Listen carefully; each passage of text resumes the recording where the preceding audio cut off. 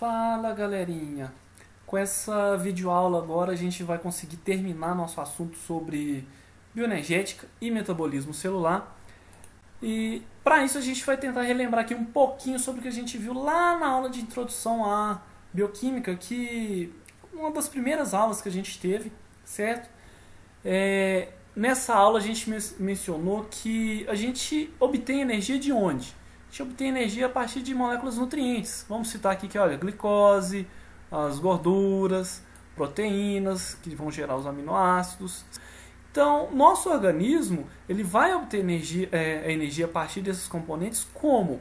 Ele vai transformar a energia livre que está contida aqui nesses componentes, nesses nutrientes, por meio aí de reações que promovam sua oxidação, gerando compostos energéticos. Isso vai passar aqui então por diversas reações, algumas delas vão acontecer principalmente aqui na mitocôndria e vai gerar compostos como normalmente é gerado o ATP.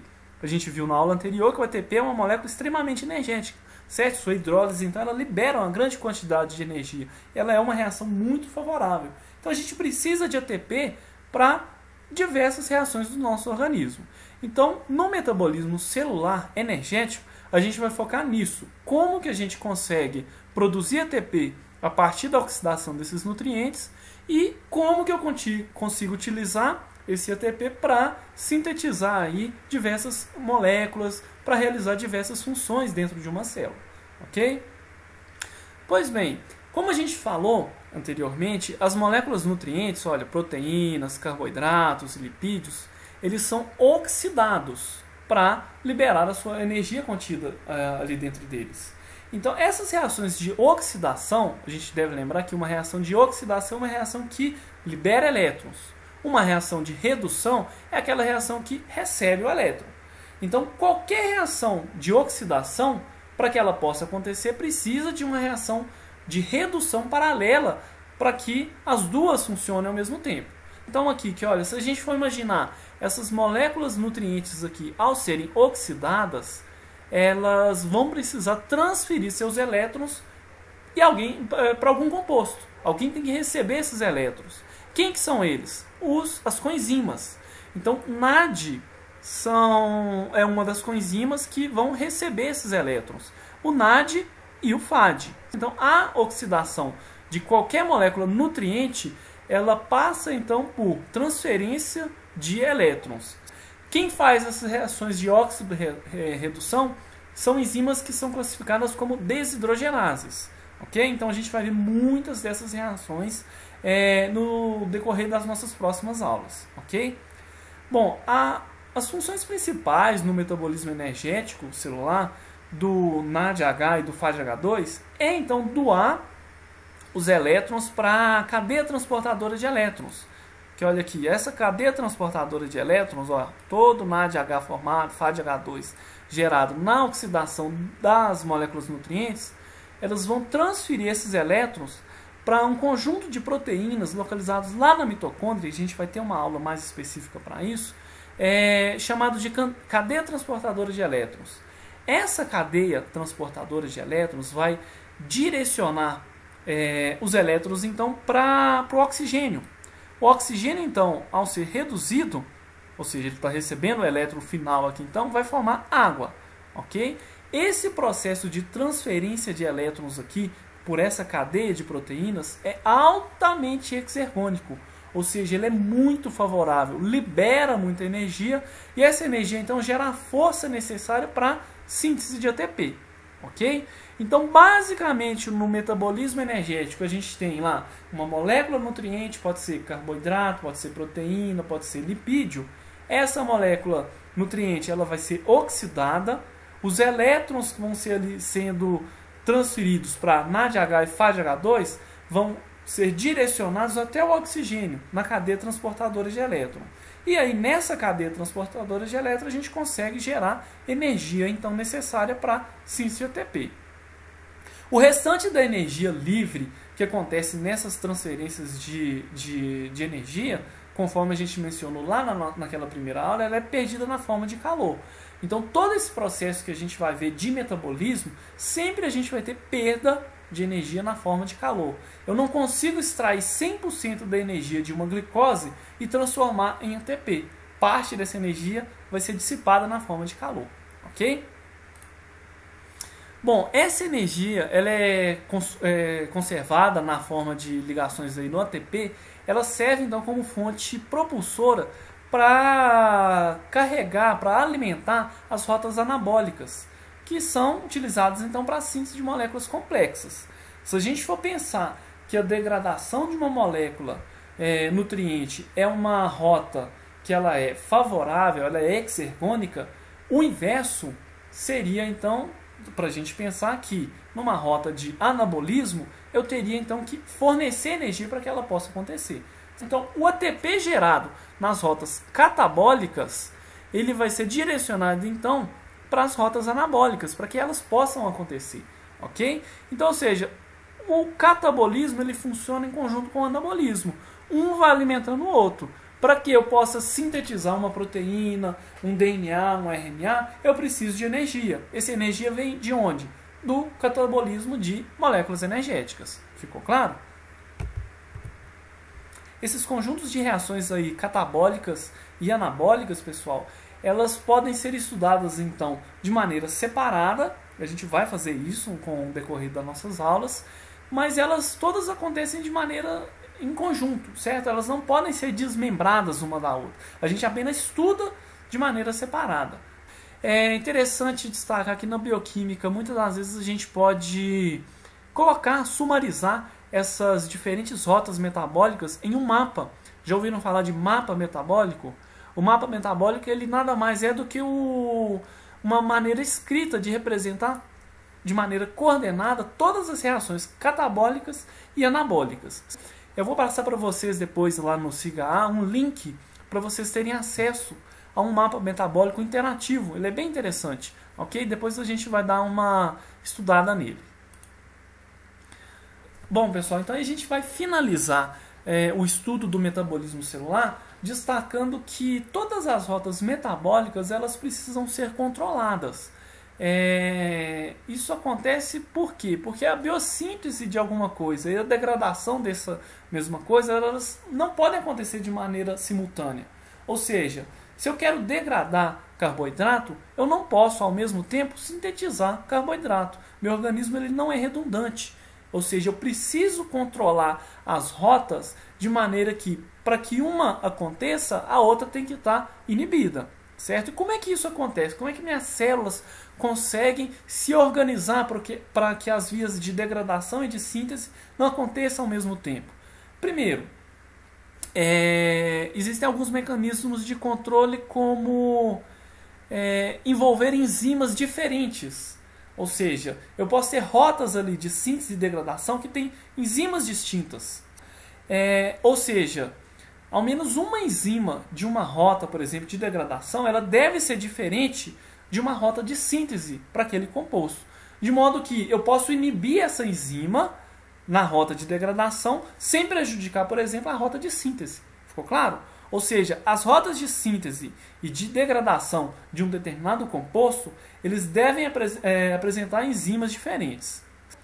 Além disso, as rotas metabólicas elas devem contar então com vias que são com reações que são irreversíveis. Então eu tenho ali numa determinada reação uma enzima que ela vai catalisar simplesmente uma reação unidirecional. Ou seja, a reação inversa ela não pode acontecer, para que eu possa conseguir também controlar essas reações.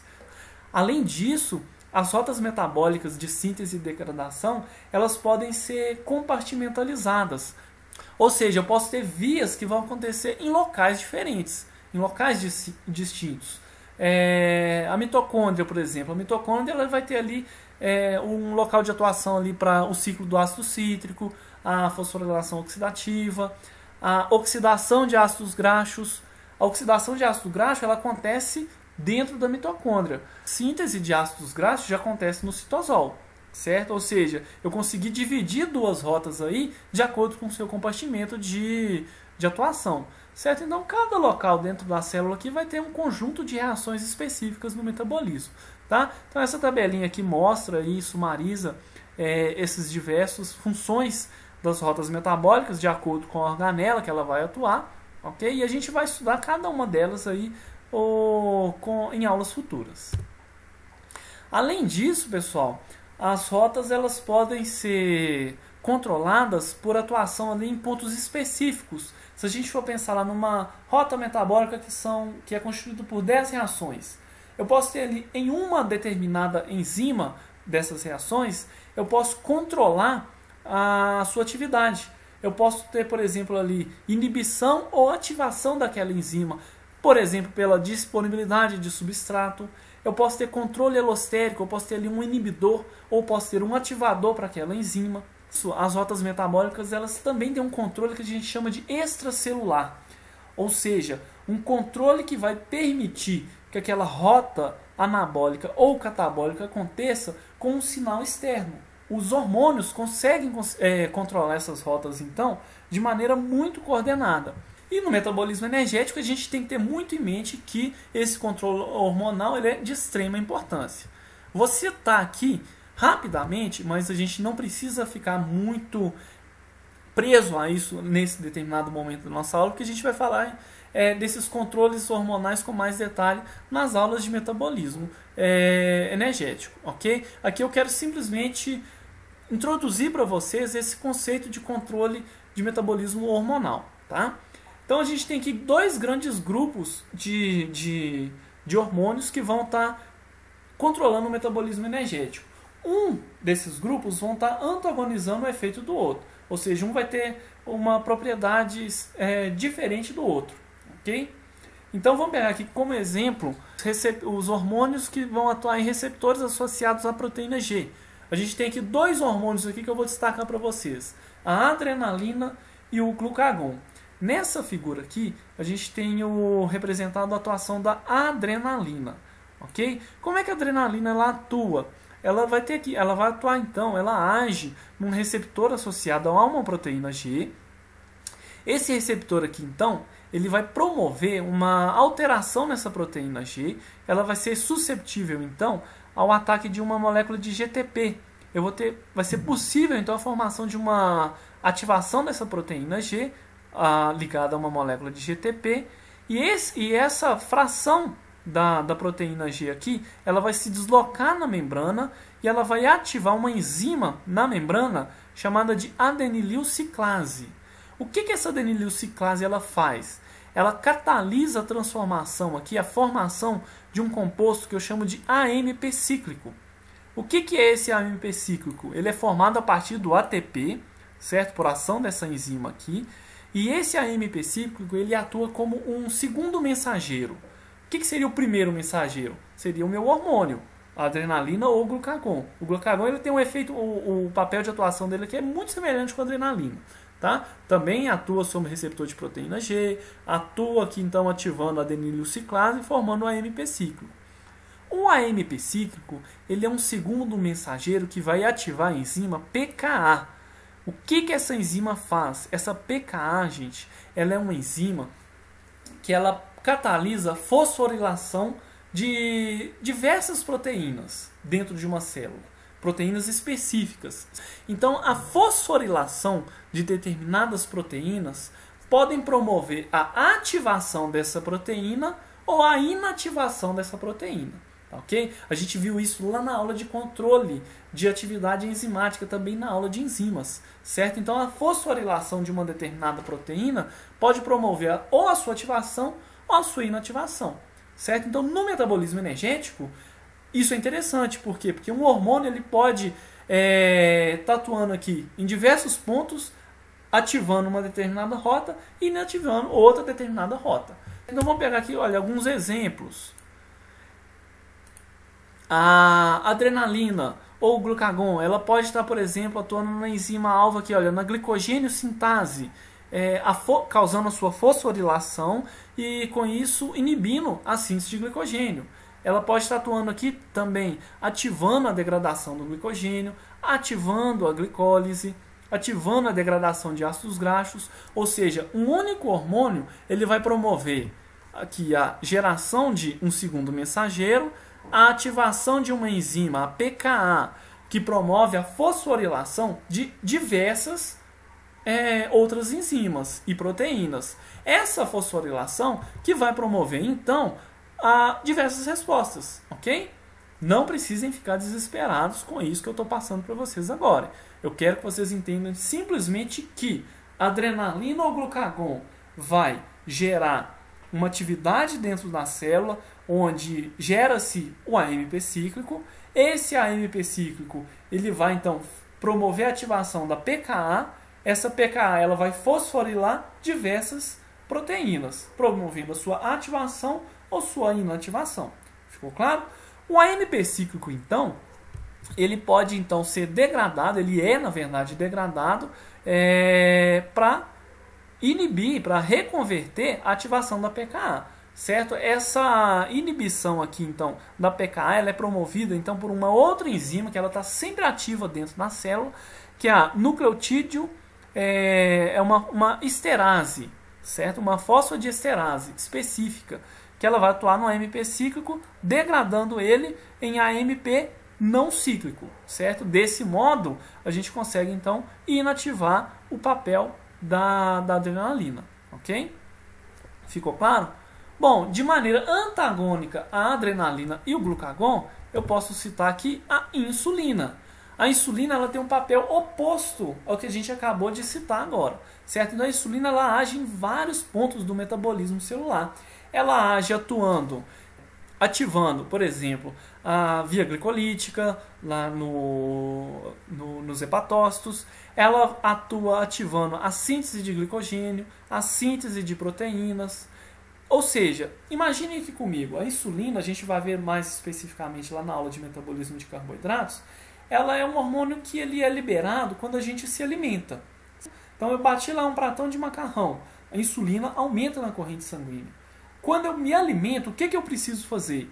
Eu preciso, primeiro, eu tenho que estocar aquele excesso de alimento. Então eu posso sintetizar glicogênio. Eu posso pegar aquilo dali, aquele excesso de carboidrato ali, eu posso sintetizar gorduras. E para que esses processos aconteçam, ou seja, se eu quero sintetizar glicogênio, a insulina ela também ela atua inibindo a degradação do glicogênio. Ou seja, as duas vias, síntese de glicogênio e degradação de glicogênio, não pode acontecer ao mesmo tempo.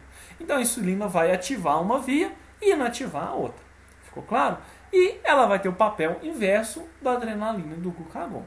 Ficou claro? Então, pessoal, a gente finaliza aqui então essa primeira aula de introdução ao metabolismo.